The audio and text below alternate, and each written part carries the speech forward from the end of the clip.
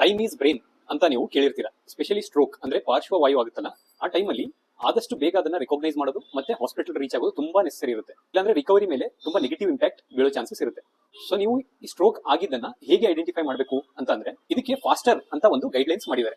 So F ಅಂದ್ರೆ face ಅಲ್ಲಿ ಏನಾದ್ರು ಬಾಯಿ ಸೊಟ್ಟ ಆಗಿರೋದು ಅಥವಾ ಫೇಸ್ ಅಲ್ಲಿ ಸೆನ್ಸೇಷನ್ ಏನಾದ್ರು ಚೇಂಜಸ್ ಅನ್ಸಿದ್ರೆ ಅದು ಸ್ಟ್ರೋಕ್ ಲಕ್ಷಣ ಇರಬಹುದು. ನೆಕ್ಸ್ಟ್ ಎ ಅಂದ್ರೆ ಆರ್ಮ್ಸ್, ಮೇನ್ಲಿ ಕೈ ಮತ್ತೆ ಕಾಲುಗಳಲ್ಲಿ ಏನಾದ್ರು ವೀಕ್ನೆಸ್ ಅಥವಾ ನಮ್ನೆಸ್ ಅನ್ಸಿದ್ರೆ ಅದು ಕೂಡ ಒನ್ ಆಫ್ ದ ಫೀಚರ್ ಅಂತ ಹೇಳ್ಬೋದು.